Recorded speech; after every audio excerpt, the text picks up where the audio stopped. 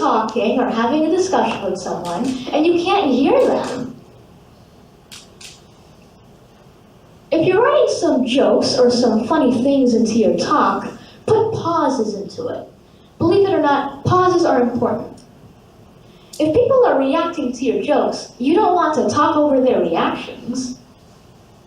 Also, and this is important if you're nervous, you may be talking too fast and not realizing it, or you're being fishy and rushing through your slides. Pauses help people to catch up, and they let certain concepts sink in. Don't speed through your slides. Again, most people will not look up your slides, so you need to give them a chance to take pictures or take notes. Anticipate certain questions and have ready answers. Anticipating questions will help you research the answer if you need to. People are looking to you as an expert on what you're talking about, so you have to be prepared. Also, when somebody asks you a question, repeat it for the rest of the audience to hear, and then answer the question. More than likely, you're being filmed for a WordPress.tv. I'm not saying that to make you even more nervous, just like that's generally what happens. When you're being recorded, the recording can't hear the audience as well as you can.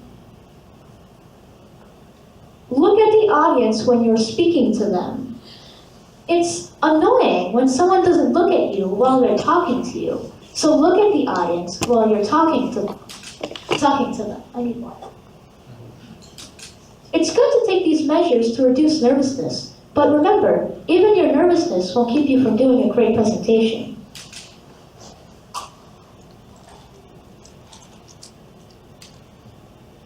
Point 3, tell your personal story. When I say that, I mean that you should tell your own story. Talk about your own experiences. You may think that you have nothing to say, or that you don't know enough to give a presentation. But think about what brought you here in the first place. Think about what compelled you to learn, to build, or develop a website. What was the hardest thing about that entire process?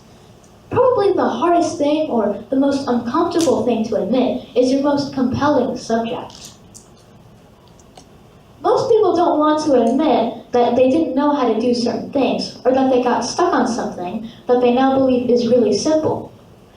But if you had a problem with it, I can guarantee that other people did as well. Me, coding was hard when I first started, and I couldn't really figure it out. But then I started going to the forums and just asking people how to do things. But once I got the answer, I didn't know exactly how it worked out, but I eventually just figured it out. The second most difficult problem I've had is helping someone program a video game. The people seemed really friendly at first. They were very complimentary of my work. I didn't know the platform, so I had to learn it by myself, but I learned it very quickly. In fact, I think I learned it better than the guy I was working with.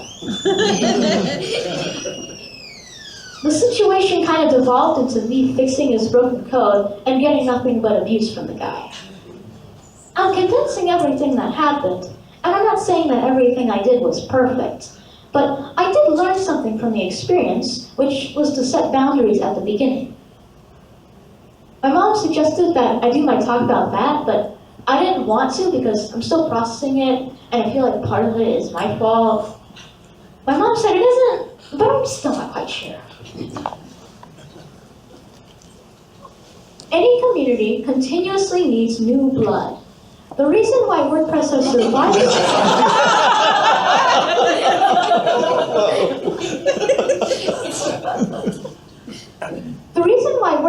survived so long is because it has a community that supports it. You may think you have nothing to contribute, but your voice and participation is important. You can talk about what got you here, and why are you interested in coding, your journey from a non-tech background, and so on and so forth. Everybody thinks they're the only person who wants to learn or find out how to do something. Look at me, I'm just a kid, and most times when I go somewhere, I'm the only kid in the room. And yet, I'm sharing my voice to you all right now.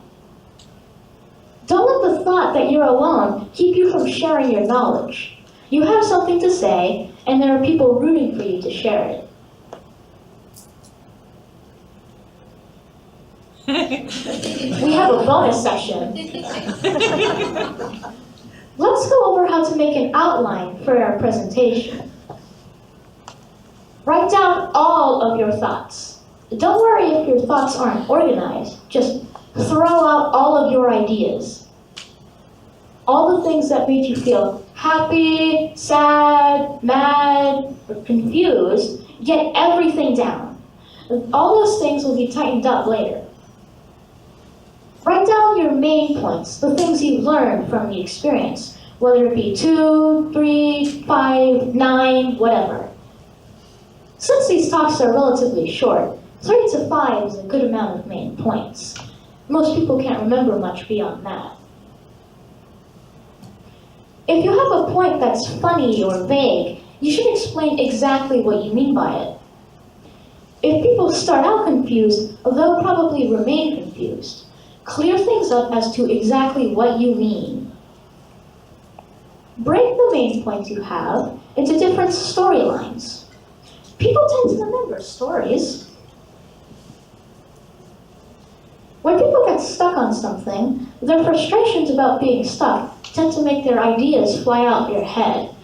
You'll either use them,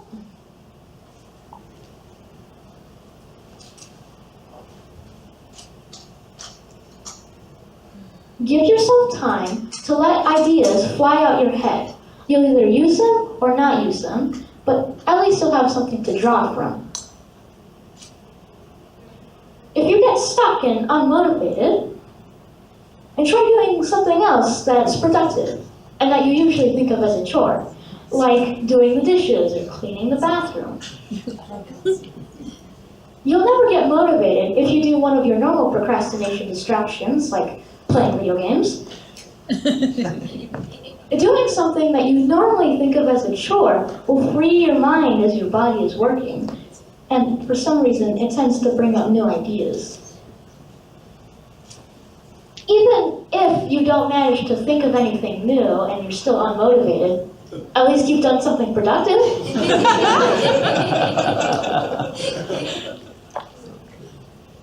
So, let's say I'm going to do a talk based on the story of the abusive programmer I told you earlier. Let's call it Dealing with Difficult Teammates. Here's a sample outline for this hypothetical talk. So you can see we have the main points outlined in bold. These are the main points that your audience should remember. Indented behind them are the supporting facts. And you'll notice that on the third one of each of them, I've added plus story. And that's because, again, people remember stories. If you add stories to your presentation, the main ideas that you want your audience to remember will stick out more in their head.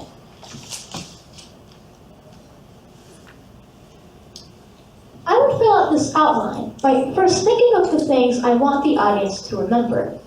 In this case, I base all of the main points off of things that would have helped me in that difficult situation, so that others are prepared for these kinds of things.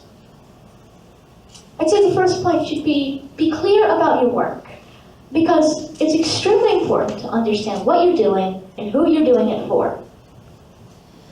When I was programming the video game, for free by the way, I didn't know if there was a deadline on certain things, or what most of the game was even about. Some of the deadlines seemed arbitrary.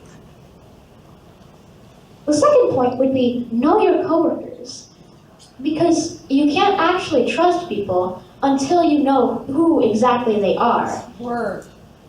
In my case, I don't know anything about the other programmer. I think he might have been a teenager, but I'm not sure. The third point could be don't be afraid to ask for decency, because there's really no reason for you not to have common decencies.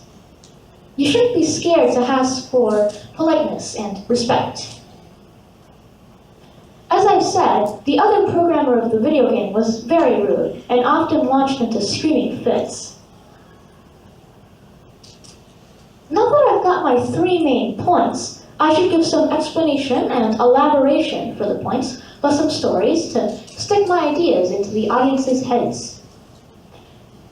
I've already explained a little bit about why I chose those points, and give many stories for each, so I can put those many facts into the outline. In the real script, you wouldn't give 1-sentence explanations for all of your main ideas, but we're just making a general outline right now.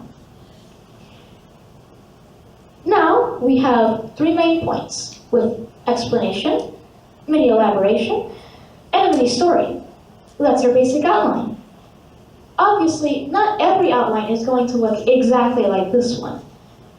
You might want 2 or 4 main points instead of 3, or you might want to have more supporting facts and stories for one point than the other. And this is just to give you the basic idea of how someone might construct their outline. I hope that gives you a better idea on how to make a WordPress presentation. And I hope that each and every one of you submits an idea for a presentation next year. Good luck!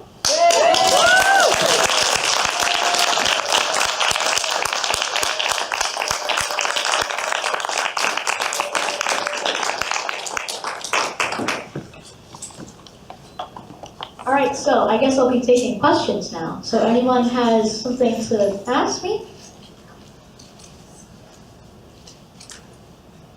Yes? How long does it take you to draw the slides?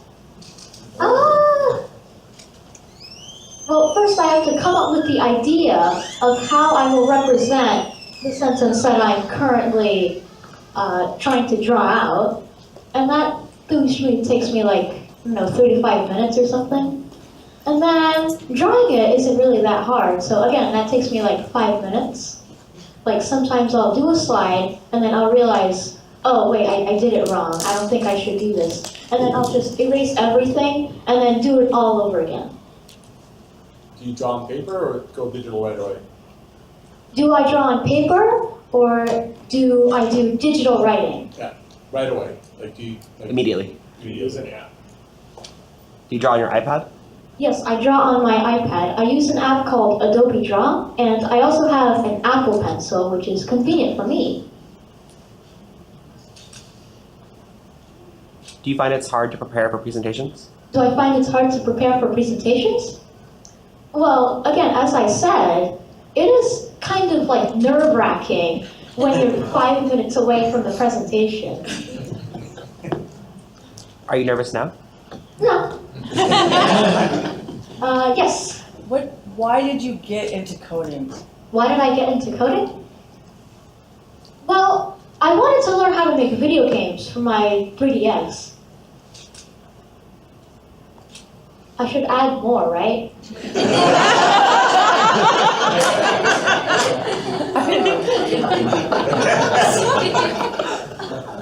How many WordCamp presentations have you done? How many WordCamp presentations have I done? Mm-hmm. Well, including this one, 2. Yes? You read your audience really well. You seem to know when we're going to find something really funny or when you need to add something more. Did that come naturally to you or did that take a little bit of practice? So, does the talent of reading the audience, knowing when they're going to laugh at something, does that come naturally, or does that come from practice? Well, I don't really intentionally make things funny. So, would you call that natural? Yeah. Yes. Where do you see yourself in 5 years? Where do I see myself in 5 years? Lead organizer for WordCamp LA! Yes. Do you take improv comedy classes? Do I take improv comedy classes? No. No.